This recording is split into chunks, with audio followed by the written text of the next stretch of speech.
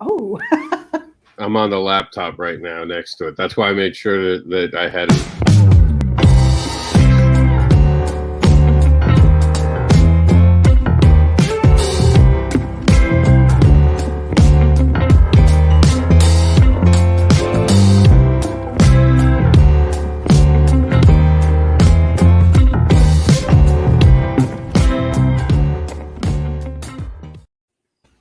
Hello, everybody. This is Meredith Loughran, and I am the Comic Noob. It is Friday, July 17th, 2020, and I have a room full of people today.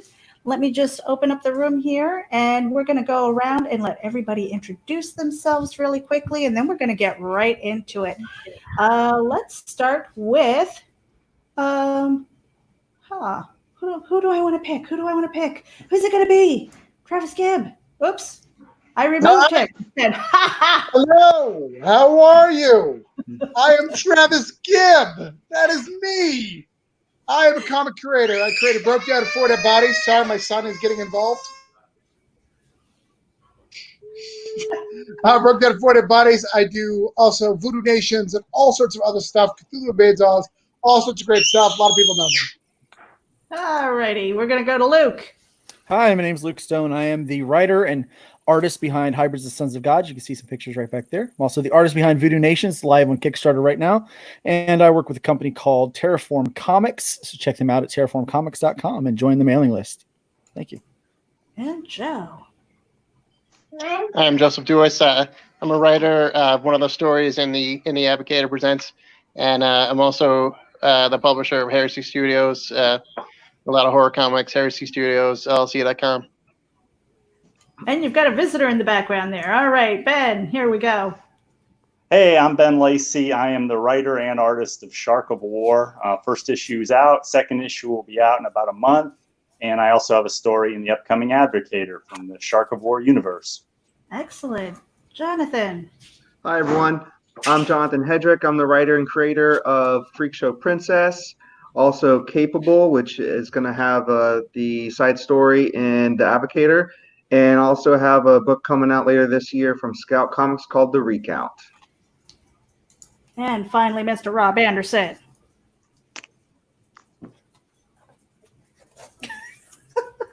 Get yourself off of mute there, Mr. Rob Anderson. Mr. Anderson is the unboxable advocating creator known as the Devilish Comics creator who will tempt you with his devilish tales. He creates books about fetish, monsters, and more, and offers free spanks and hugs. He also teaches morals with farts. Check out the Comics Devil by going to MrAnderson.com. Mr. Rob Anderson. Good enough, Meredith. You were getting all fancy on us. All right, so I just wanted to do a couple of quick bullet points right now, and then I want to pass the baton to talk about the Advocator. And so really quickly, some of the bullet points that I had was I want to touch base, and hopefully people aren't completely exhausted about IndieVent, hashtag IndieVent, INDEEVENT, that happened this past weekend. I thought it was a great event. I really enjoyed the fact that a lot of people were bringing their own shows, their own flavor to a broader audience. So, I mean, we were kind of cross-promoting and sharing it out to Geek Insider, Comic Book Advocates, Indie Vault Radio, Rising Tide Publications. Bleeding Fool had a press release out there for us. I think they're going to do a follow-up as soon as I send it to them. Been a little bit busy, guys. And I feel like I haven't been doing a lot as far as noob stuff when it comes to creating my own comic books. That's going to happen. And I just wanted to kind of put it out there that the noob is not going to be forever noob. This is kind of I hate to say it, a gimmick. Is that a bad word? Is a gimmick a bad word? No, it's not a bad word at all. Well, because it is like the first steps into getting a comic book created, and eventually I'm going to have one created, and then this one kind of becomes irrelevant. But the idea is to have content that is evergreen, so people can visit later on and maybe learn from some of these conversations that we've had. So just really quickly, I don't want to take up a lot of time with my bullet points because I'd like to get to what you guys are doing with the Advocator. But what are your thoughts as far as growing your network, guys, as far as social media? I know that a lot of people are focused on one area, so they build up Facebook and they ignore all the rest. How do you feel about growing all of them? Thoughts? And raise your hand if you've got something to say. Go ahead, Travis. So for me, and especially as someone who runs a marketing company, I feel like it's better to be really good at one than be poor at multiple. So focus on one, really get in that community. You should be on all of them, but one should be your primary focus because that's where you're going to get the biggest results. Okay. Anybody else have thoughts on that? As far as growing your network, should you focus on one? Should you do many? All of them? Jonathan, you had your hand up first. Yeah, I think each of them serve a different purpose, and you can get something out of them all, but something not the same results. Where, for example, Instagram, you can't put a link in the comments. You'd have to say link in the bio, and just that one simple extra step or two. It may be asking too much from a casual person that's maybe they saw the cover of your book, but now they're going to have to backtrack a couple of clicks to get to that link, and you've already lost them. Where something like Facebook or Twitter, you can put the link directly to your website or your Kickstarter, and it'll shoot them right to there. So you have to know what the abilities are for those specific platforms to be successful at them, because they all have their own purpose. And Ben, you had your hand up. Go ahead. Yeah, my background, I started on Twitter because I was writing as an author, and there's a pretty big writing community on Twitter, and they'll follow you and you follow them. And so I have a lot of Twitter followers, but what I noticed is you don't get a lot of interaction. People don't see your tweets. They kind of just disappear for the most part. But what I have found Twitter to be useful for is I get new followers. If I ask them to sign up for my newsletter, some of them will. A percentage will. It's not a huge percentage, but some of them will. And for Instagram, I've mainly used it as a way to show my art, because basically an Instagram page is evergreen in terms of you can just easily scroll through it and see all your art posts. But more and more, I've been moving to Facebook because that's been the most effective platform for advertising. That's where most of the comic book community creators I interact with are. So I've gotten much more into Facebook as my primary platform than before. Honestly, I am an advocate for trying to build up every single one of your networks because to what Jonathan was saying, when you're on Instagram, you might have a certain following there. When you are on LinkedIn, you have a different following there. And I think it's important that you have a presence everywhere. You might not do it well, and each one of them have their little nuances. Again, with Instagram, you can't put links directly into your posts. You have to kind of direct them to your profile. YouTube, a lot of people I see that they're not using hashtags to be easily found with their content, or using the hashtag to talk about a certain event or subject. So I think learning them, but building the presence throughout, because it kind of goes in hand with the networking idea. Network with everybody if you can. Build up your social media wherever you can, because your audience isn't going to be the exact same in each one. My personal opinion. Any final thoughts on that before I get to the next bullet point?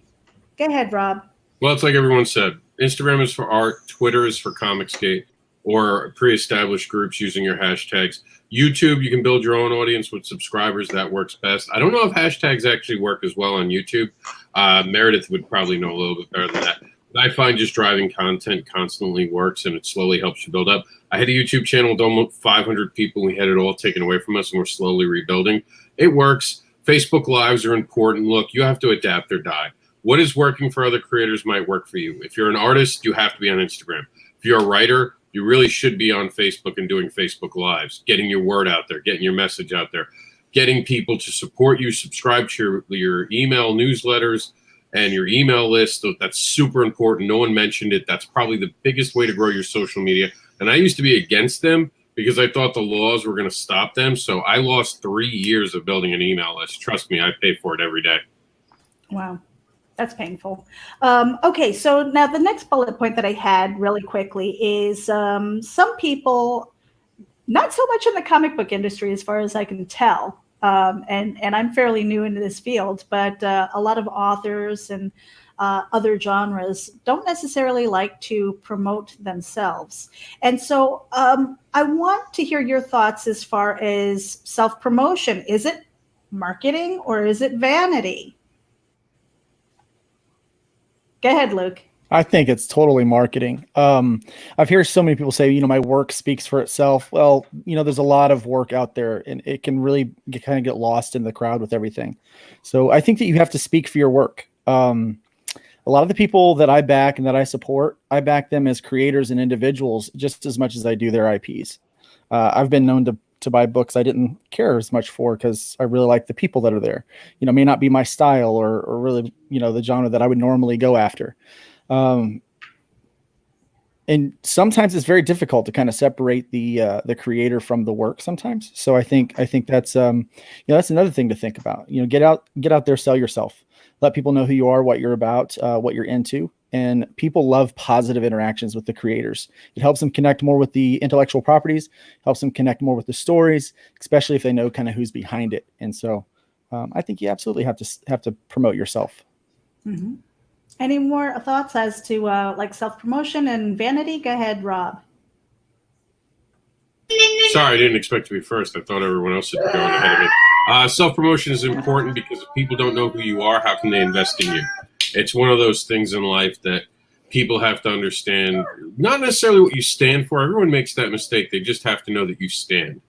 And what that means is that you're a creator, you're creating things, and that you are passionate about what you create. If you can't express that, then you're going to have a hard time, not an impossible time, but a hard time in compelling people to continue to follow and support you. Too many people rely on one factor. The truth is you have to be successful in as many places as you can. If you're just successful in one, like I know people who are successful on Kickstarter, horrible at Comic Cons, and they're not able to reach out into something bigger. They get stuck with a lot of books at home. You have to be able to get into comic book shops. You have to be able to get a distribution model. That's the whole point of TERRAFORM Comics. One of the things that we're really trying to reach out and help other creators is to give a hub to creators that haven't been able to do that type of stuff. So that's what the beautiful idea behind that is. And one final note about self-promotion. I'm horrible about promoting anytime I ask for money. It's just how I was raised. It's really a bad thing. And like you saw, it's easier for me to play a video that I've pre-recorded than it is to actually advocate for myself. It's very hard at times to try to convince people to like you. So you have to be aware of that fact. So do things, interact with people.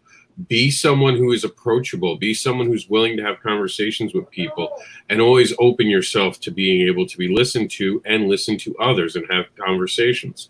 If you do that, people will start to naturally like you. I have a lot of people to this date who will come to bat for me no matter what, simply because I've always been gentle and kind to them. I'm not always known as kind and gentle, but when you get to know me, I am. And that's part of it. You have to show all the sides of yourself, not just the rough guy who can be on Facebook and get away from trolls and slap people around and be funny and do that, but someone who can actually inspire other people. If you can do that, you'll have a long career. Cool. Any other thoughts? Any other thoughts? No? Go ahead, Ben. Yeah, I spent a lot of years trying to get an agent and become a traditionally published author. And the idea that that I wouldn't have to self-promote. I would just have the publisher do it. But the reality is that there are thousands upon thousands of people that were trying to do the exact same thing. And if you aren't able to sell yourself or promote yourself to a larger audience, it's going to be very hard to break through in that traditional nowadays. You just have to be able to be willing to promote yourself. And I don't like doing it at all. You know, if I had my druthers, I would definitely prefer to have a publisher do the promotion for me, and I just write and draw. But that's not going to happen. So if you're going to be successful in this, you have to be able to promote yourself. Yeah, I absolutely agree. I've always had a hard time kind of being in front of the camera unless I was performing. You know, I was a professional singer at some point. So being in front of people, just a little bit. Being in front of people was never too difficult for me. Promoting myself, however, was always something like, oh no, you know, not me. I should be behind the scenes and stuff. And I'm really good at promoting other people, which kind of segues really nicely into the indie event thing. And I don't want to, again, beat it with a stick or anything like that. But part of the promotion for that, it happened Saturday morning. I launched the second day, and my husband and we were kind of goofing off, and it was just part of our personality. And one of the things that came out of it was the hashtag buttbeard. And, you know, it mystified and it amused so many people. They were like, what the heck is that? And where did it even come from? But that was the thing. I had gotten to a point where I didn't care that I was making fun of myself and some goofy word and things. And it was like, let's turn it into something fun. So if you're seeing that around the internet, it kind of started with this, and it grew into something that, you know, when it catches fire and other people are using it and they're having fun with it, it's like there's no ownership at that point. But I do want to point to Rob Anderson. He took that, he ran with it. You're going to be doing something with Buttbeard, I think. I don't know if I let the cat out of the bag, but I don't know if you want to talk about that a little bit. I love random challenges. I love when someone comes up with something. I was once told that you couldn't make a story about a farting elephant. You mean the award-winning farting elephant? The project that Kickstarter loves elephant that farts? Is that the one? So when Buttbeard came out, I was like, I want to do something with that. And then I was like, well, I want to do something even more impressive. I want to put Buttbeard in a comic book for kids and get away with it. I love it. Get away with it. Because I got a fart. Not one parent's had a problem. Buttbeard? And I know what you're thinking. The guy who's going around with the big poster says free hugs and spanks, creating a character called Buttbeard for a kid's book, it's going to be controversial. Everything I do is controversial. Everything I do. And no, I'm not saying a word about the character. You're just going to have to wait. I want people having hashtags, burn Rob down. He's creating Buttbeard before I announce it. And then when it comes out, you're all going to be like, oh. I love it. So I think the last point that I wanted to make was with the Comic NEWB. I am not certain that I'm going to stay on this time slot, guys. This might be the last 4 o'clock Friday show. I am thinking about moving it to Monday. Time unknown right now, but Monday seems to be the wide open book. And quite honestly, for me, it doesn't matter when the live stream is. Of course, I would love to have a live audience. Of course, I would love to see comments coming in. But the replay will be there. And that's really kind of my priority, is putting out quality content for you guys to come back to and revisit. And on that note, I think, Rob, I want to pass it over to you to talk about The Advocator and what you guys are doing and why everybody is in here. Oh, before I do that, wait a minute. I wanted to show, I don't want to, look what I got. Jonathan Hedrick is, now I had to cut this open a little bit, and this is in a really nice Gemini box and everything. And I did open this ahead of time because you guys freaking love your painter's tape. I mean, I swear to God, I'm just like, oh my God, look at all this tape. It's a lifesaver. But it is really nice because you have double-sided boards here to protect the comic books. Mm-hmm. And so I have Freak Show Princess. Awesome. mind. And this is what really impressed me. I supported your Kickstarter and I got Capable, but it's got its own bag here, and I can tell. I think. Well, no, I don't know. It might be the card stock or the cover stock that makes it feel firm. So I didn't even open this. I'm going to do this right now while you guys are here. I said firm. Brian K. Morris is not here, so he cannot take a drink. But while you're doing that, Meredith, I have to say I got the idea from Travis, and I tested it out a little bit in Freak Show Princesses. It's got its own bag. Yeah. Nice. I tested it out for Freak Show Princesses Kickstarter for about 10 backers, and then I got a good deal at Sticker Mule for the poly bags that fit the right size like that. So I think I'm going to do that more often because it adds a little bonus to unpacking it. And maybe a collector wants to not unpack it, and then I see them at a con and they want another copy. Who knows? As long as they remember what's in the damn bag. Right. But I wanted to show the cover. Let me just let me get on bigger screen here and show that. If you wanted to talk a little bit about that cover real quick. And that cover is the Dominic Perosi variant. He's an artist that's lives over in Palm Bay, which is south of where I live.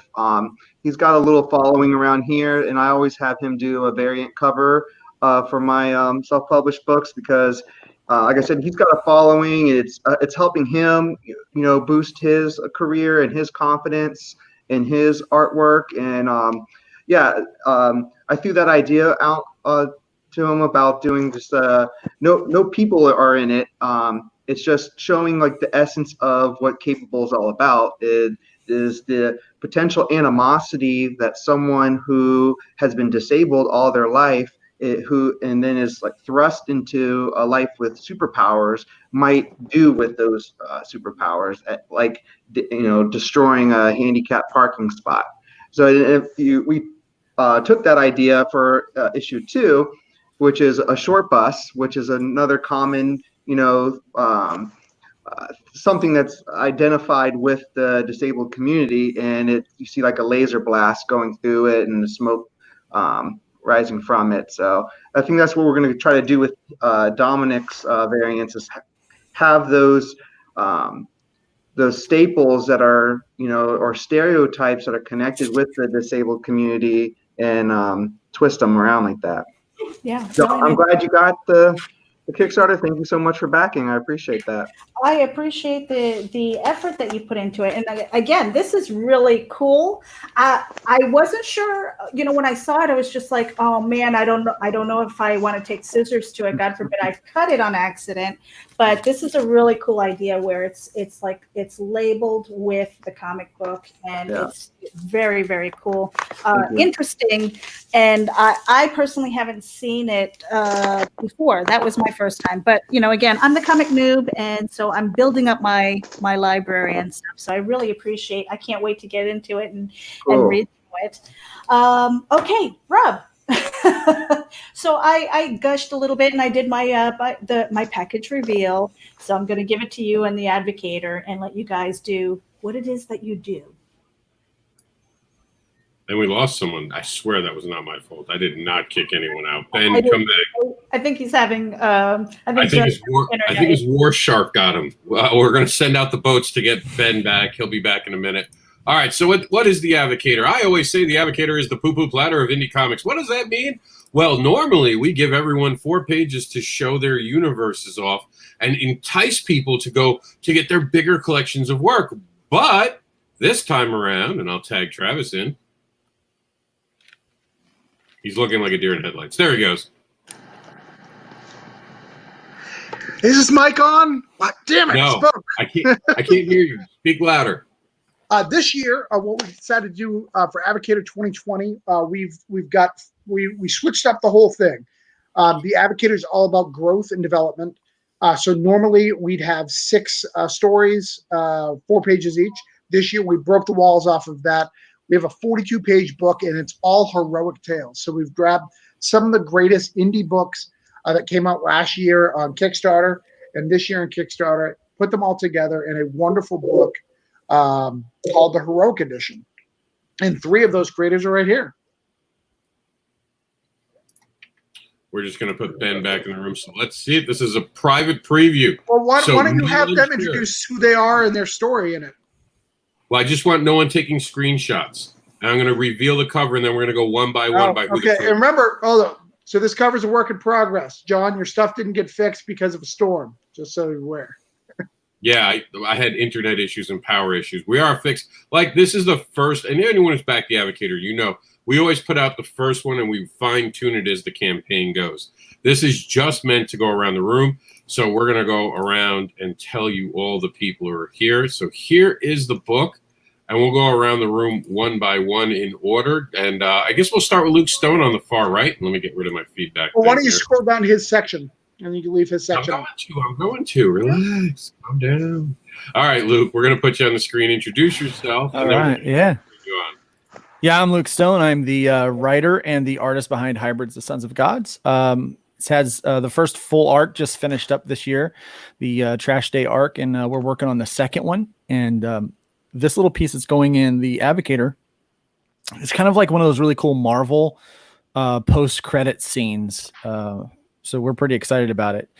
These 4 pages, we worked really hard on that with Chuck Pino. He actually is he got co-writer credits on this one, and we are really hitting the action hard in 4 pages and giving a lot of information that's going to be leading us into the next arc that takes place. We should be kickstarting that towards the end of the year, and it's cool. And then we have next up on the docket, we'll just go by this way, Shark of War. Calling Ben. Hey, Ben Lacey. Yeah, this is from Shark of War. And just a little background. Shark of War is basically Jaws if the shark were the hero, and RoboCop if the cop were a shark. This basically is an untold story from the middle of the first issue where he's been called in for his first mission for the U.S. Navy. A commercial airline has gone down in the Gulf of Mexico. They can't find it, so they call in the Shark of War. It's a very dark and humorous story, 5 pages plus the cover art that I think people who've read Shark of War or who haven't read Shark of War will find pretty entertaining.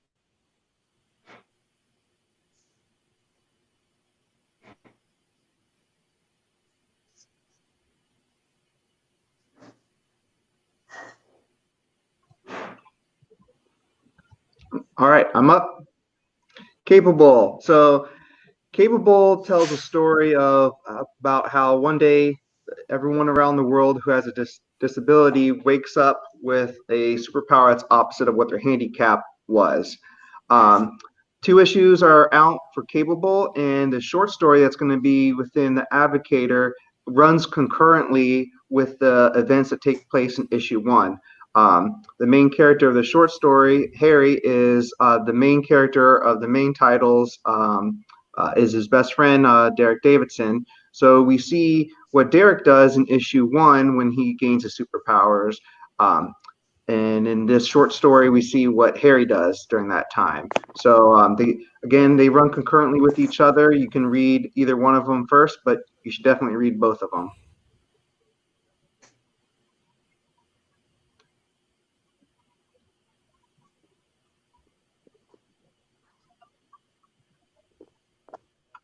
Okay, are you going to introduce me? All right. I'm Joseph Dewis. The artist for our story is David Jackson, and the colorist is Jerome Rapaja. So last year we put out this comic, Super Heresies. It's a collection of short stories about public domain superheroes from the 1940s, exploring themes of existentialism. And we wanted it to really look like a comic from 1950 when it takes place. So it's black colored, and we put a halftone filter over it to make it look like it's a golden age comic. And the story is about Dash Dartwell, who was a guy who takes pills and gets super speed. And his story was supposed to go in the Super Heresies book, and it didn't quite make it. So decided to put it in here at 6 pages.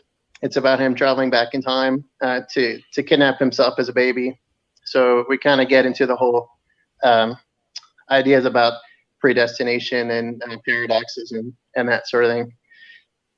The comic is Super Heresies, and we are in the process of doing a second like a Super Heresies showcase.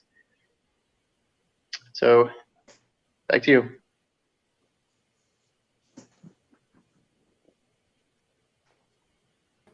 All right, sorry. I was having mic issues. I was actually announcing everybody, and Oh, no one sorry. heard me.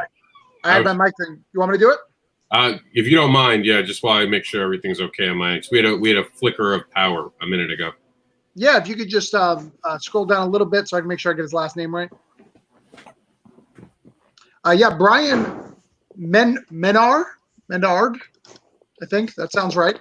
He's got Primordial Tales, so this is a superhero like old-fashioned Kung Fu, Iron Fist, anything like that. It's a really cool little story. Believe it or not, this guy has his books called Hojo Dungeon Comics, and he has actually like 10 or 12 titles that go on, and this is just one little short story, and it's about 8 pages. It's about a wonderful guy who called Viskin the Sorcerer who meets Dr. Primordial, and they're in this war over this particular sword. So that's kind of what it is. That's a third superhero. But what's really cool about everyone who's in here, everyone's had successful Kickstarters. They've all done stuff, and these are all really cool stories of insights into their world. They're all connected to bigger things, If you liked Capable, you can buy 1 and 2. If you like Shark, you can buy number 1.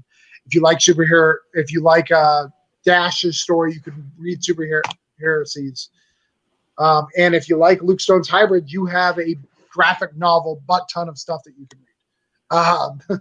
So we got a great collection for the class of 2020 to start us out. We're really excited to get it out there. We just said the minute we get off this thing, I'm going to send it for approval to start the approval process for Kickstarter so we can launch very, very soon. But yeah, this is kind of the team that we've got going. What's the other thing to note as well is for 2019, we really kept me, Chuck, or Rob were in the book to kind of make sure that it got to the next level. In this book, we are not the primary stuff. Chuck does co-write Luke Stone's story, but it is Luke's universe. So that's really, really cool. I'm really excited to get it. We're happy to have Joseph back. Joseph you did 2 of the Kickstarters. Or did you all were you in 2 of them? Joseph did 2 last year. Had a great story in it. He was the only story that went between the 2. So we're really excited. I know Jonathan Hendrick's been working on his for a long time. Ben messaged me, hey, did you get it? Did you get it? Did you get it? These people are super excited to get this out to you. Advocator has always been a great brand, something we're really excited about. So glad to have you guys there and glad to see you this year. I'm super excited to have it in there. Yeah. This is me super excited. Thank you. Definitely. So is there anything else you guys want to talk about on the Advocator? Like, why you chose it or anything? We got a little bit of time to fill. What are you excited about? Do you guys think that this will help you guys' brand, moving forward? What are you guys thinking for those who are new? I'll say anytime you get a chance to not only share your story in front of someone else's audience, but bring other people's stories in front of your audience, it's a good opportunity. I know that I'm excited about having my readers, the people that back hybrids and other stuff that I do, take a look at all of the stuff that's going to be in this Advocator, and hopefully everyone feels the same way. But I think it only stands to increase our reach and our influence with the fans when we do something like this. I think it's a great opportunity, and I'm excited to have my stuff next to everybody else's intellectual properties on there. Yeah, I mean the great thing about the previous Advocators.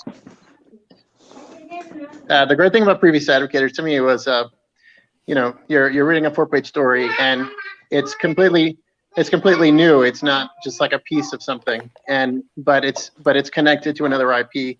Like I know when I read the Advocator previously, and I read one of the stories in there, and then I was like, this is pretty good, and I just bought all the issues of it. So that's the idea, just to kind of get it out there. And it's an original story, but at the same time, it's connected to a larger series. Yeah, Now- you know, I was just going to say, in my case, these 4 pages are vital to the story. So any of my readers are going to have to go with these 4 pages to understand the next arc. Now, I do want to just quickly address something, and it was flashed on the screen, not to interrupt. This is not what we were originally going to release at this time of the year. I don't want anyone being confused. We did cancel a different Advocator project. We don't want to get into it on the why. I just want to be clear. They are not part of a combined group. They are not a publisher. This is not the same project we were talking about a few months ago. These are all individual creators from all different individual groups. That's it. I just wanted to make sure there was no confusion, because I did also, while we were scrolling, see that the announcement was still on our page. So I took care of that. Every one of them, and credit to Jonathan. Jonathan's heading the Scout this year. For those who don't know, that was announced. Big news. Very excited for him. Thank you. Each one of these gentlemen have created their own brands. They are coming together within the pages of the Advocator, showing the power of the Advocator. This was not a crossover from a different publisher. I just wanted to make sure that we stressed that before anyone got confused.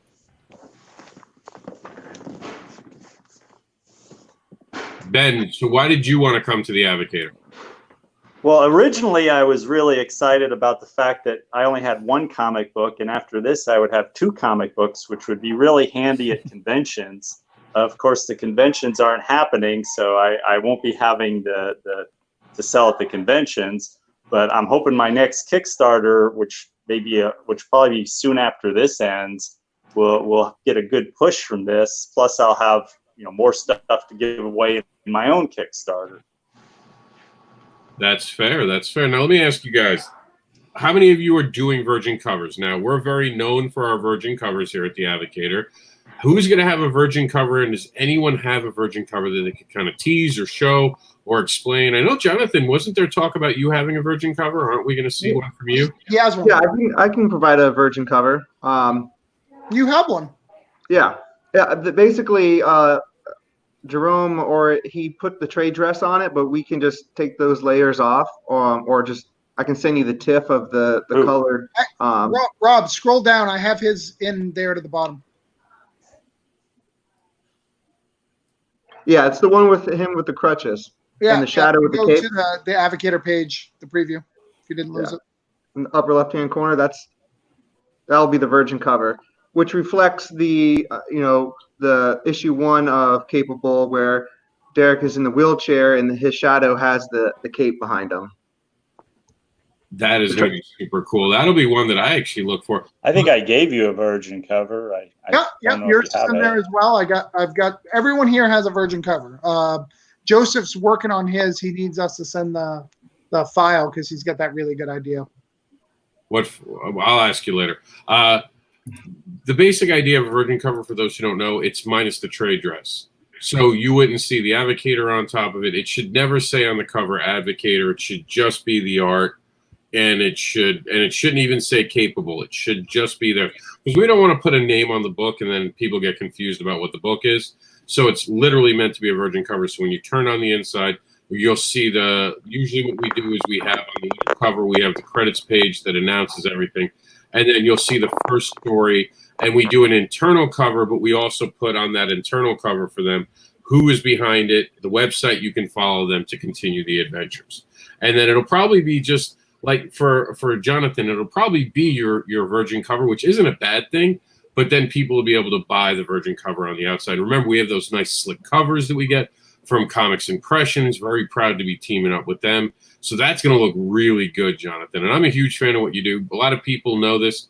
I am forever crippled, but I love the idea of someone finally talking about those, because and I'm talking years ago. One of my favorite characters used to be from New Warriors, not the New Warriors you're all hearing about recently. I stress this. This is back in the 90s, the New Warriors that had Thrasher. And that team actually had a character, Silhouette, I believe is her name. My mind is getting old, but I'm pretty sure, I loved her. And she was actually just like your character. She used the canes as actual sticks to fight. I thought she was one of the most badass characters I'd ever seen. So kudos to you to exploring the idea and Thank actually you. doing it. So I appreciate that, Rob. I appreciate it. Now, Ben, big moment. Shark Week's coming. Shark event. We're going to Kickstarter when that's on there. Do you plan to watch Shark Week? Are you like the Shark Week fan? Are you going to be all about Shark event? I'm not sure Ben can hear me. He's muted. Ben.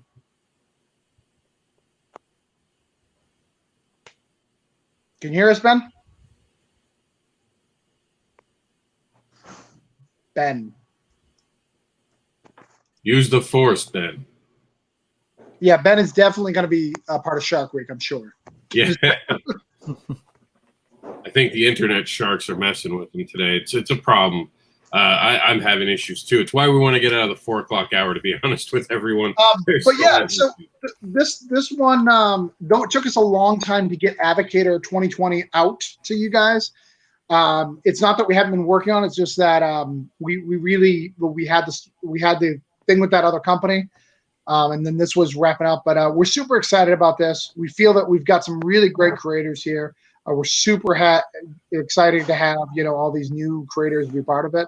And we're excited to get this out again. The reason why we created the Advocator was to help get things at the table. This will help John have 3 issues of Capable on a table, which is really good. It'll help Hybrids have a 17th book, which is great. It's really important. Hybrids have a 17th book. So people who like heresies, Super Heresies, they have nothing else. So this gives them one extra story. And from what I understand, Joseph, this was a story that was supposed to be part of the Kickstarter, but was delayed for whatever reason. Yeah. The art took a little bit longer than we thought, so it's kind of the lost story from Super Heresies. Yeah. Nice. That's awesome. So we're getting a lost tale, which I think is really cool. Ben, we are on. I don't know why you can't hear us, but we are on. So, but yeah, we're really excited about this year, about this team, and we're gonna, once this is up, we're gonna get the next one. Like I said, we're gonna submit it to Kickstarter so we can get approved to go launch whenever we want. We're gonna make sure the team approves all the pictures and images before we go live, and then we'll get it going. One of the things that Rob didn't tell, because we haven't talked about it in a long time, is we don't make anything of this. Rob and I do not make a dime. Rob, me, and Chuck, who put together the Advocate, we don't make a dime. None of these creators make a dime. They just get copies of the comic book. The goal is to just get them things to sell, to help them be able to make the next book. Our goal is that, you can get this done. You can get it cheap. You'll have a wonderful book that you can do. And all these creators can print them up if they need extra copies for their Kickstarter, for whatever they want. Absolutely. And even though Chuck can't be with us today, he's always here with us in spirit. He's just such a great guy in the background. And to the entire team that never gets credit, Travis doesn't get enough credit for bringing these together every 3 to 6 months. We have a new team ready to go. Like he said, the other project actually stalled us. And then when that fell apart, because we were supposed to go months ago, but they stalled us. And then when that fell apart, Travis was like, well, we can go. And I was like, yeah, let's do it. And so this is why you're seeing this. This wasn't supposed to come out until fall. So this now that's why we're not doing seasons anymore. We want to give you stuff. And let's be honest, this has been a challenging year. And even this program, we're having some issues with the internet. So I just blame 2020. So what we're going to do is we're going to go around the room. We're going to say good night to everyone. Tell them where they can find you guys. And then I want Luke and Travis to stay to the very end because I want to talk to them about something. So we'll go around the room, pull you up. Ben, if you can, back out and come back in so you can say goodbye. So we'll go around the room. When you see your picture, tell people where they can follow you. Hey, thanks for having me on. You can follow me at heresystudiosllc.com, the Facebook page, Heresy Studios LLC. I'm on Twitter at Heresy Studios LL and Instagram at Heresy Studios LLC Comics.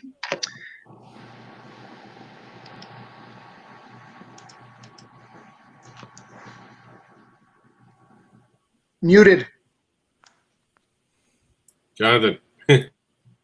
Got it. Thanks. Sorry about that. You can find me on Facebook, Twitter, and Instagram, Jonathan Hedrick.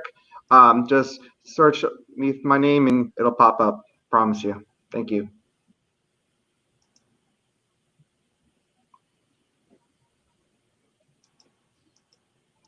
Now you're muted, Rob. Now it's my turn. Ben, I don't know where you are. We love you, Ben. Hopefully you can come back in and say goodnight. Joseph Duas, Jonathan, you guys are free. You guys are free to go if you have somewhere else to be. We're going to wrap up because I want to talk to these two about their Kickstarter. And Ben is trying to get in the room. We'll see how that is. Jonathan, thank you. Joseph, thank you for being part of this. Thanks, everyone. Good to see you.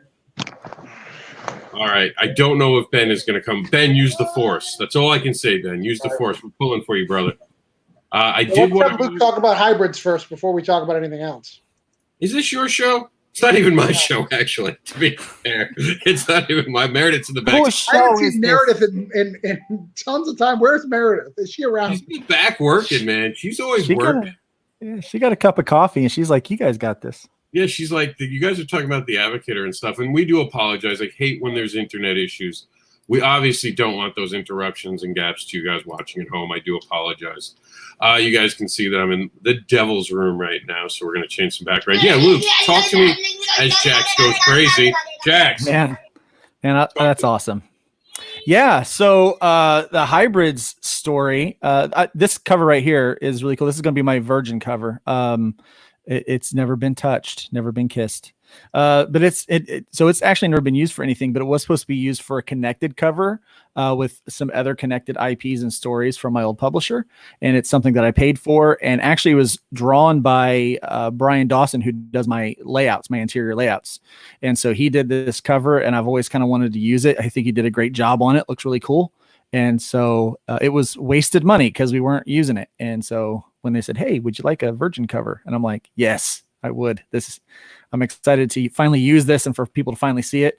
It actually has nothing to do with the story on the inside, but it's still cool. So I think it'll be a fun thing to have out there on the table. But yeah, so this Advocator, man, I was really upset when the other thing fell through, because I worked really, really hard with Chuck, and I probably spent like 2 or 3 hours working on the script after it was drafted to get through and kind of really refine it. And it's a good story. I mean, it's not just because, I wrote it, but it's a good story, and I'm ready for people to see it. I love the art behind this. It's got good energy. That's another one. And we do offer all the covers as collector packages. You guys are going to be able to get all these amazing covers. I'm super excited about it. We obviously will talk more. Hopefully, we won't be having so many internet issues when we launch. A tentative release date, we're thinking within the next 2 weeks. Stay tuned, right, Travis? Yeah, our goal is the 27th. So 27th, mark it on calendar. I'm going to submit it. So assuming that they don't take a long time, the rough draft is already done. We just need everyone to approve it, and then we're good to go. Yeah, and now I do notice that I do want you all to. We want to admit there's only 5 people in this book. Normally there's 6. We might have a stretch goal. So you guys getting us to the goal this time will really matter, because if you get this to a stretch goal, we have a surprise for you, don't we, Travis? But we can't talk about that yet. We can't talk about that yet. But you get us to the goal real fast, and you guys are going to find out there might be more stories coming. So with that in mind, speaking of other stories, why don't we talk about, while we close up the show today, this other story that's got people talking on the internet, in the interwebs. People is talking about this book here. I don't know if is that me? Is that how I said in your head? Luke? Luke, is that it? In my head, that's how Rob sounds. I'll take it. People's talking about this book. You should check it out. It's like a hot dog. You want to get it and eat it right away. No, what's happened is I've been reading some scripts from Brian K. Morris about, some 1930s like pulp stuff. So like that accent's in my head now. Well, you better get smart, not wise. So let's play quick starter pause. So here's the game, guys. We're gonna watch the video until we get bored. I'm bored already. Let's see how long we can last. I'm sure it's a minute video. It couldn't be. Oh, it's 10 minutes. Welcome to the Voodoo Nation's Kickstarter. We wanted to talk to you guys quickly about our project. I am joined here with Luke Stone And let's talk about it. Luke, you may want to take that Voodoo Nations down. I know it's an exciting logo. It was in front of It was in front of our faces. No one could see us. All they could see was Voodoo Nations. And that's right. It was exciting. Yeah. So I'm excited. Yeah, we are the writer and the artist team. In a rare thing, both of us are together promoting the Kickstarter. This is rare in a Kickstarter world. It is rare. It's rare that the artist and writer actually work together, like kind of like co-creator of stuff these days too. Right, exactly.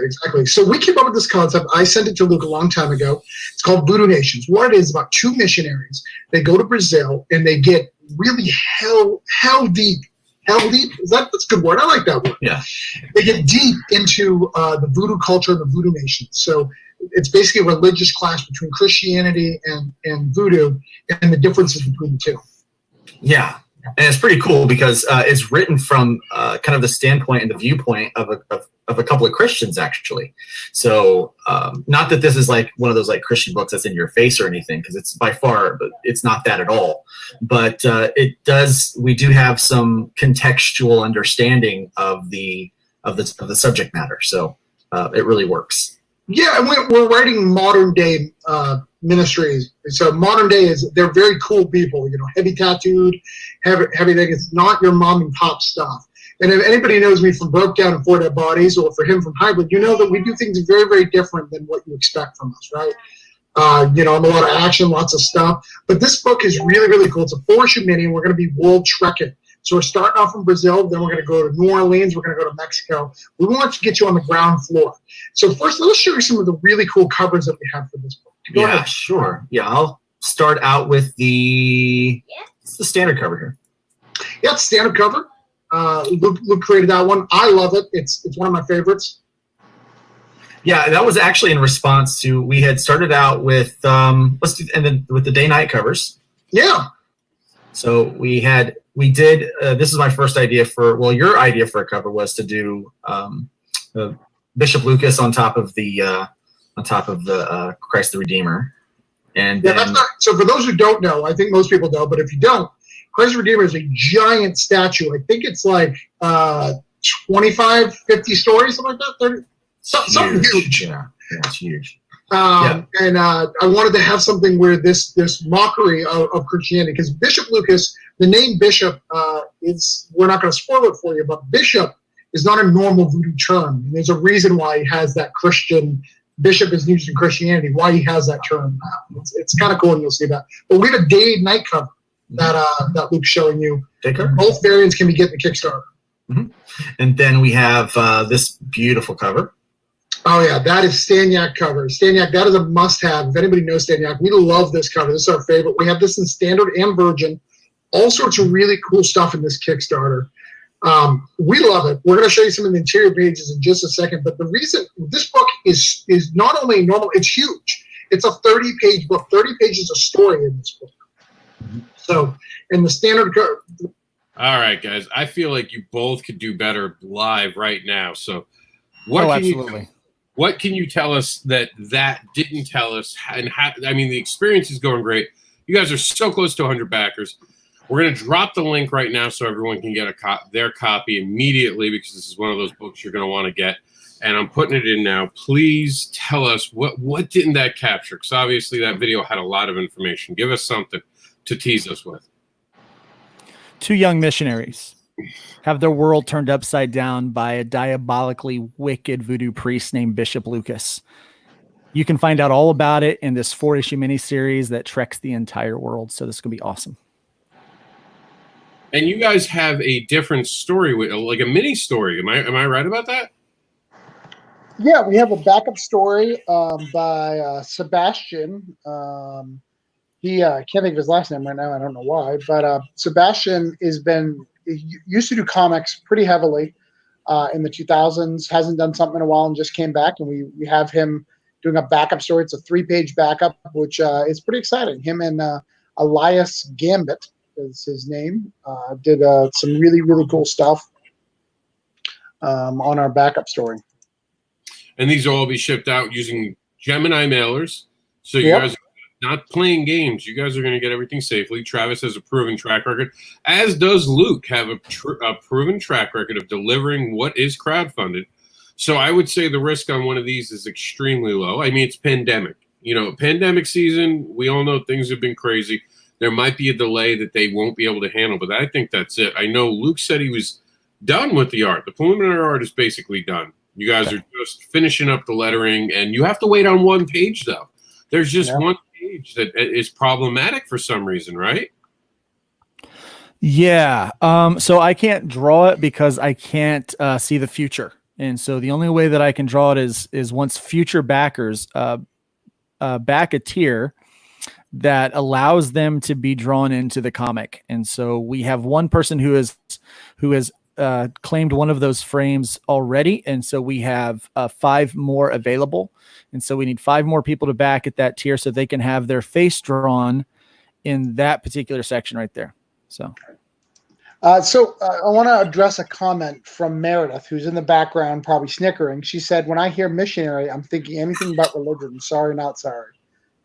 I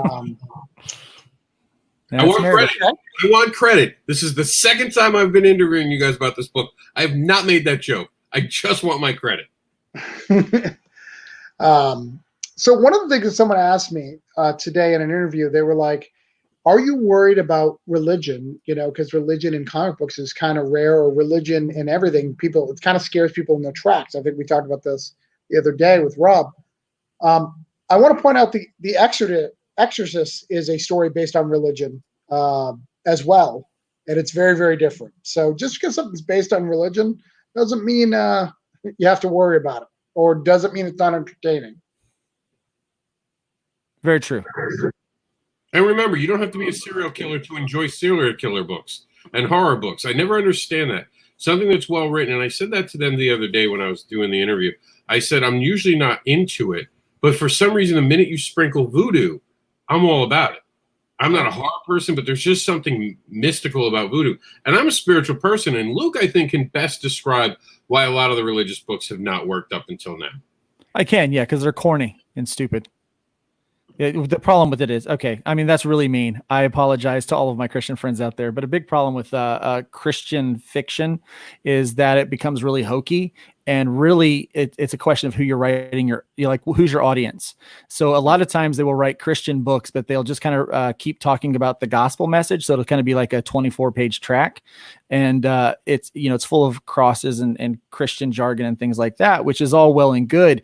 But unfortunately, they're trying to market it to an audience that needs to hear the gospel message when they don't need to hear the gospel, you know, when it's actually being marketed to a group who's already heard and accepted the gospel message. So that's why they kind of come off kind of unrealistic and a little cheesy, and oftentimes, you know, they just don't settle well. You know, it's like, it's just not quite right. And so what Travis and I are doing, we're writing this book we both have a Christian worldview. So we're writing this book from kind of a Christian worldview. So we have some understanding of the subject matter. And as it's being presented, like, this is a story about 2 people who want to do the right thing because of their faith. And they encounter someone that just completely decimates them in every aspect of their life. And who in some cases looks like a good guy to a lot of people. And so he also wants to do the right thing for his people. For people, just in a very, very different way and with different results. Yeah. And with an underlying with a different motive, you know? Yeah. So this is going to be a story that I think anyone can get into, whether you are a believer, whether you're a non-believer, whether you like voodoo, whether you don't like voodoo.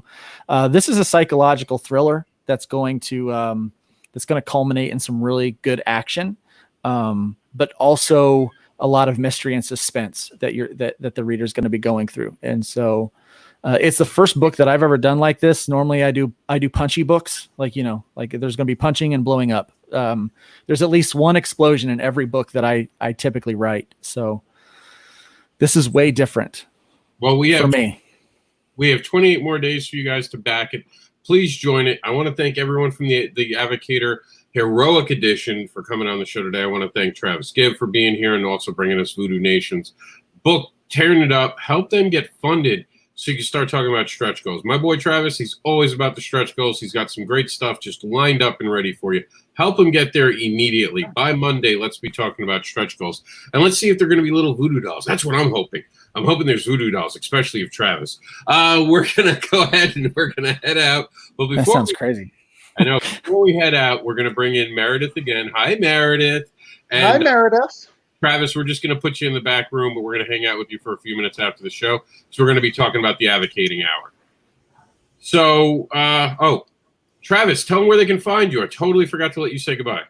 Yes, you can find me at brokedown4deadbodies.com. You can find me at voodoonations.com. You can find me at Facebook, but just by typing my name, Travis Gibb. You can definitely find me on the Voodoo Nations Kickstarter. I am refreshing it every 2 minutes, and I would like to stop that. So please help me out. Get us to 50%. Get us to 100%. Help us out. And shout out to Richard Boy, who is our printer for the Advocator. And are they going to be your printer for the Voodoo Nations? Of course. Yes. There you go. And let's give them some love. Comics Impressions right now. Show them off. Great company. Honestly, I'm not just saying that because he's local. If he was far away or if I move, I will still use Comic Impressions. I like the cover for any of you guys who have gotten an Advocator, or I believe Broke Down, right? Broke Down has had that. Yeah, all Broke Down, except for issue 1, has always been through Comics Impressions. Yeah, so we're gonna show you their website real quick on our way out, and we don't talk about them enough because we're rude. I'm sorry, Richard. We should talk a lot more about what you do because you do amazing stuff. And I will be adding you into the rotation. And I swear I pressed the button for my screen share, and it's just not working well because today's that show. Every so often you just have one of those shows. There we go. Here's Comics Impressions. Go to Google, type in Comics Impressions, and see the amazing work that they do. They print comics in all shapes and sizes. Really cool, awesome work. They do a lot with Scout Comics. One day I hope my book will be represented there. Cat Dad would be nice there. Do a great job, great colors. They do amazing work, and they were established in 1985, so they didn't just pop up yesterday. They've been around for a good time. We're trying to work out a relationship for TerraForm Comics, aren't we? Yes. Yes, we would absolutely love TerraForm for them to be the official printer of TerraForm as well. Of course, I'm pushing for that because I love the work they do. And Ben says, thanks, sounds great. Ben couldn't say goodbye. Please put where you could follow. We could follow you, Ben, in the comments. All right, Travis, we're going to let you out of the room, so we want to talk about the 4 o'clock hour and exactly what's going on the Comic NEWB, because even Luke has some big news about it. So we'll be with you in a minute. Or if you have to go, Travis, go ahead. You don't have to wait for us to say goodbye. Thank you for being on the show today, my friend. All right, we're gonna have him head out. I'm gonna stop screen sharing. So, Luke, I guess start with you. What's going on with Nuts and Bolts? Yeah, Nuts and Bolts. We're gonna turn that into a little 10-minute segment where we do kind of tutorial things, because I've had a lot of questions about like, well, how do you really do that stuff? So I'm gonna like really break it down to like 10-minute tutorials on how to do a specific skill or a specific function or feature with a particular piece of software. Let's say it's going to be making word bubbles in Photoshop, and then it's going to be making word bubbles in Clip Studio. So we're going to break it down to that, so we have some like what Meredith said earlier, some evergreen material that people can get. And so we're just going to do those. We're going to do those and try to premiere those each week on YouTube and share that on Facebook. So that's really what we're going to be doing with those. Occasionally we will do a live Q&A like what we did for the indie event, where we just open it up for questions. Hey, if you got a question, ask it here. This is the place to do it. And so we will schedule those events occasionally, maybe once a month or so, and advertise those so people can come by, ask their questions, or even pre-ask their questions so we can have some information for them if they need them. So that's really kind of what's going to happen with Comics Nuts and Bolts. So it's not going to be that 4 o'clock live event. It's going to kind of take on a new kind of a la carte, consume as you like format. And some of the other changes, not only with Luke's show, but when Meredith moving off of Fridays. 4 p.m. is very hard in Florida. We originally chose it because we were in a pandemic. I never liked 4 o'clock. It worked for the people who had kids at school, at their house. Everyone had to do the school day till 3 o'clock. A lot of people did get to tune in. It was a good time, but things are different now. We're not normal. We're far from normal, but we're something. And that something's just not seeing the viewership at 4 p.m. And we expected this day to come. And in Florida at 4 p.m., as you saw today, we struggle with lightning storms, thunderstorms, all until about September. We are going to be struggling with inclement weather, or whatever, however you say that. We're going to have a lot of problems. Yeah. Thank you. We're going to have a lot of those problems. So it just makes sense because all three of us on the screen right now live in Florida. Travis lives in Florida. We don't want to be alive at 4 p.m. and be struggling. We don't want to have Ben because we don't know. It could be. I do want to be alive at 4 p.m. Live, not alive. Live. You said alive. I meant live. But keep pushing. Sorry. We're all in the making. The nice guy in the room. I just want to point out he's supposed to be the nice guy in the room. I'm supposed to be. I don't know what's wrong with me today. So, yeah, no, we do want to move off of the 4 p.m. block. So all of our shows are going to get different times now. We're going to go back to normal life. The advocating hour was a great idea when we were stuck at home. I think it's a better idea to put it where it works. Meredith's going to find out where she's going to work. I am joining Geek Insider with Comic Book Advocates, so I have to be mindful of their show times as well. We want to work where it works for everybody, if that makes sense. We're still supporting each other. The Advocating Network's not going away. Just you guys weren't tuning in at 4 p.m. We respond to your feedback.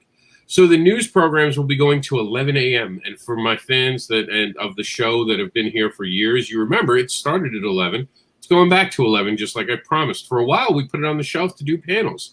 So that will return at 11 on the T's. So news at 11 at the T's. So Tuesdays and Thursdays at 11 a.m., you'll be able to get the news. And 11 a.m. works for those at work. They can listen to it on their way home, and it gets more viewership.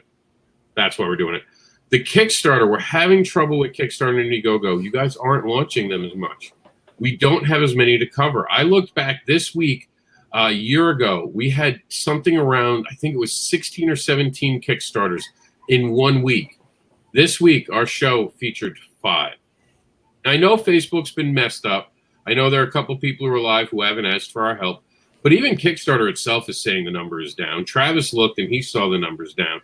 This is really happening. There just aren't as many comic books being Kickstarted.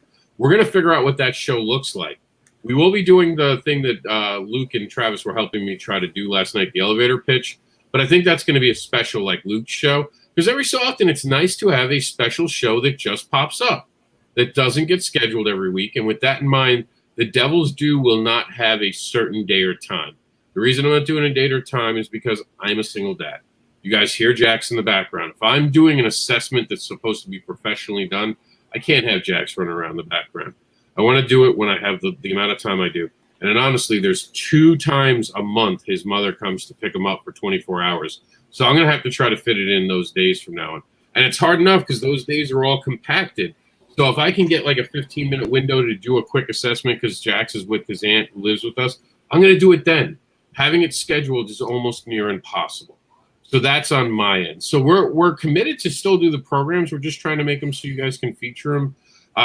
Be part of them. Not feature, but like be featured on them by being at a time when you guys can reach us. And the Kickstarter, I don't know if you guys want us to go into the prime time. I love what Indie Vault does, but they get horrible numbers on the first watch live because we're going against primetime TV. The radio numbers are fantastic, but we don't necessarily want to go against primetime TV because that's family time. Let's be honest. For a lot of families, that's family time. And we're mindful of the fact that a lot of schools are going back. In August in Florida, they are still planning to have schools. I think we're, 3 weeks away from the first day of school right now. Mm-hmm. So we're trying to be mindful of everyone. We're trying to do that. And like Meredith said, this is the Comic NEWB. I don't expect this show to continue to be the Comic NEWB for much longer. Meredith will have to change the name of the show. That's evolution. And that's all the Advocating Network is. We evolve, we adapt, and so we don't die, because that's the industry. She's certainly not as noob as she was 3 months ago. No, and that's the point. Like, she has learned in her journey. And I want everyone, and I stress this, and I've said this once before on a live thing, and I'm going to say it again. The Comics NEWB is a gimmick, like she said. It is not what represents her. She is not a noob in any way, shape, or form. She took on that persona to entertain you guys. A couple times I've seen some comments of people, don't disrespect her position. She's in TERRAFORM Comics because she is a sharp person who's amazing. And recently, she became head of our basic. What's the you're like our social media czar now. You are the person who handles all the heavy lifting in the background, and you somehow have made us relevant on Instagram, on Twitter, and on Facebook. So there's nothing noob about that job. And I want to thank you publicly, because a lot of times behind the scenes, we're thanking you, but we don't get to do it publicly. And it's not because we don't want to. It's just because, we get on these videos. We have 1 hour. Come on, guys, cycle through. I mean, we didn't talk about the fact I'm on Kickstarter right now. We didn't run the ad. We said we were going to run an ad. But you have all these problems where you can't get Ben, and you're trying to get Ben, and you're trying to get people into a conversation. You can see people can't hear each other. So we're going to get off at 4 p.m. and hope, because, I mean, I see that it's a little dark where she is right now, Meredith. Luke, I think I saw dark and then light throughout the show today. So it looks yeah, but it's mostly clear. It's just these huge banks of clouds coming through, but they're all you'll be getting my storms in a couple hours. Yeah. Yeah, it's going to storm later. Off in the east right now, looks like they're getting kind of green, and when it turns green and the wind starts blowing, then I know that it's going to start blowing through pretty soon. Yeah. So, but I just wanted to jump in here really quickly. There are a lot of times when people, it takes a lifetime to figure out what they're good at and what they love to do. And this journey has brought me to kind of bear what I love and what I'm good at, and it's kind of merging into one place, and that is this realm with you guys, where it's creators. I'm surrounded by writers, I'm surrounded by artists and creative minds.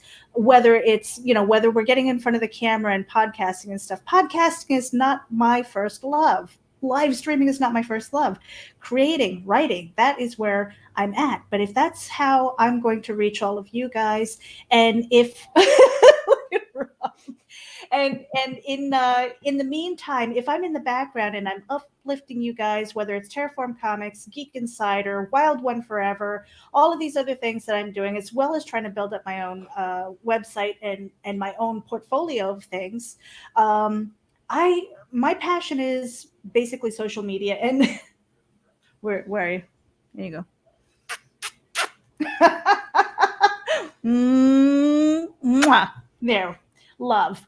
That is what I want to do. That is what I'm good at, and I embrace that fully. So if it means that I'm in the background and I'm building up Terraform Comics, all of the social media, whether it's trying to get you guys to join the newsletter is like pulling teeth out of a chicken. And if you have ever seen chickens, they don't have teeth. Okay, it's nearly impossible. Sign up for the damn newsletter. It's not that hard, guys. Show your support. It doesn't have to be just Terraform Comics. It's all of you guys, everybody. If you're watching, if you're enjoying any of it, even if there's a little bit of controversy, hit the like button, share it out with your friends. That's how we grow. That's how we network. And everybody kind of, Rob's network is finding Geek Insider. Geek Insider is finding Comic Book Advocates. All of us are trying to it's like, hey, Indie Vault is like the unsung hero with IndieVent. With their global audience and things like that. These are all things, I mean, don't assume that you know people, until you follow them and see what they're putting out there and seeing how they interact with their people. It's gold when you do that. And I just wanted to give a shout out to JD Calderon. He's New Jersey. I don't know how to say his name. But I'm going to be on his show at 7 o'clock today. And then tonight, Terraform Comics, we're going to have a couple of representatives from Terraform Comics up on Demon Phil's show at 10 o'clock this evening, Eastern time. So I really hope, I don't know how I got on this circuit, but today is just like, wow, like how did that happen? And I guess I just kind of snuck in a few things when I was busy doing other stuff. So it's just like, yeah, say yes wherever you can, and try not to step on any toes and things like that. As for the Comic NEWB, I think I'm kind of settling on the idea of doing a Monday show. I don't expect a huge live audience. I really don't. And it's not about ego. I just want to put content out there that's decent. The replay is going to be there, so it's not a big deal to me. And I just haven't decided on whether or not I wanted to do like a 7, 8, or 9 o'clock. So I'll probably put a poll out there. Wherever you guys are, let me know when a good time is for you. When do you think you're going to tune in? Not that, you're not signing your name in blood or anything like that, but I'm making myself available. And it's something that I'd really like to do and try and stay consistent, because quite honestly, between the Comic NEWB, the Geek Insider podcast, WildOne Forever podcast, the Morning Nosh, and things like that, I'm on the podcast or live stream or iHeartRadio enough. Yeah, I'll say this. You're on there a lot. And here's the thing. You do so much for TERRAFORM Comics. Rob, I appreciate that, we do need to, really let's thank the people that are doing some work. And quite honestly, we wouldn't be where we are right now without your work, Meredith. And so it's very vital of what you're doing. And so I can't wait until we're promoting your book, which I've read the script, at least the first draft, the prose of it. I can't wait till we are actually putting that book together. I'm excited about it. But we have so many exciting announcements that's coming up, and each one of these creators that's coming in, you are going to make the world know who they are. The world knows who they are a bit, but you're going to make our greater world know who they are. And as great as it is that you're on all of these shows, I'm a little selfish, because I'm like, I like that she's doing work with TERRAFORM. It's like all these other shows, like, lay off. She's our Meredith. That's kind of how I feel, but I'm really grateful for the work that you're doing, and the views that we're getting and all of those kind of things. And I'm grateful for Rob and the work that he's doing. He's like, Mr. Let's have meetings and do this and that. Cause I'm a really creative type. I'm an artist. So I get these big ideas where I want to see everything go, and kind of like, even now I've been drawing. So I'm seeing all that kind of stuff. But it's, I'm like, I don't want a meeting. I want to draw. I want to write. I want to do things like that. And so having you guys in that TERRAFORM corner, it just changes everything. It gives it gives everyone an opportunity to really work their strengths, but also be creative and have their fingers in that too. And so it's just so much, I'm just so grateful for you guys, for Varian. Varian is the guy that's been with a lot of these new guys. We've got at least two new people that he's talking to this week about coming into the TERRAFORM family. And he's kind of starting those conversations. Both of them I'm excited about. One of them I'm very excited about. And then we've got, Brian with editing, and Eric is, with the art directing. So kind of looking at those things and going over those go over things with a fine tooth comb. And I do have to warn people in this new process that we've got for intake, when Rob starts doing his research on you, you better not have any bad stuff back there. And I just want to cut in here really quickly. I got a message from Demon Phil that we are going to have to postpone probably about 2 weeks out, because he's doing some moving stuff, and just everything over there is kind of like not a shitstorm, but he's trying to get his stuff in order as well. And I'm okay with that, if you guys are okay with that, because fine with that. Our evening, and gives Phil a chance to kind of reorganizing, because that seems to be, Rob, correct me if I'm wrong, but it just feels like the season of change right now.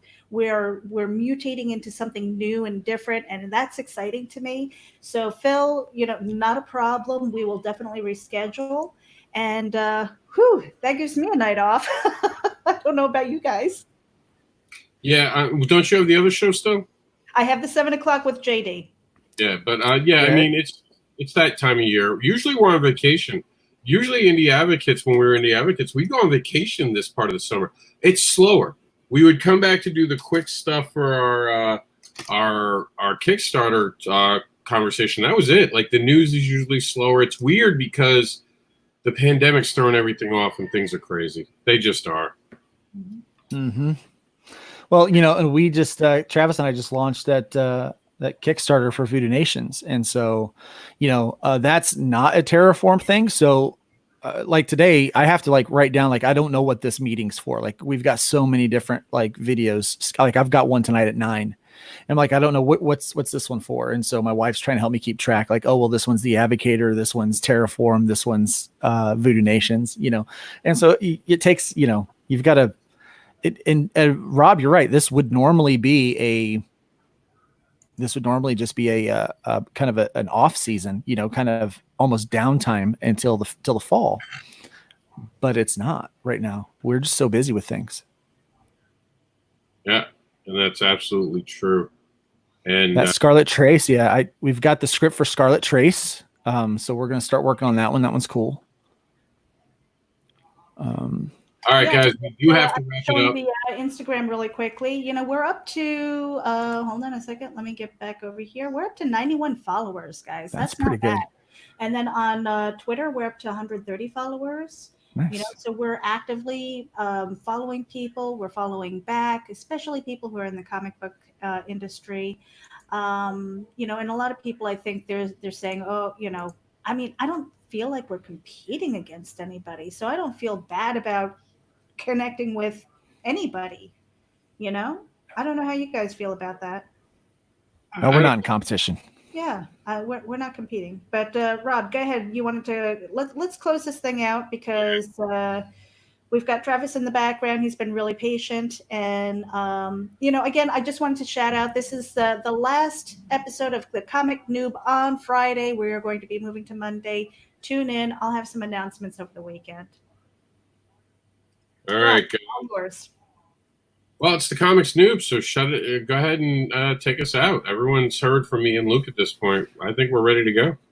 Well, I think we've got some banners in the background. I'm not going to play my outro because I don't have one. But Rob, you do. You have Be a Pair. Let's do that. All right, guys. Thanks for tuning in for the 4 p.m. advocating hour through this pandemic. Stay tuned for all the new stuff we have coming out for you. Be a pair. Be professional. Be ethical. Be authentic. Be respectful. Remember, in this industry for comics, be a pair. Art provided by Chris Mad. Look up Chris Mad Art on Facebook today.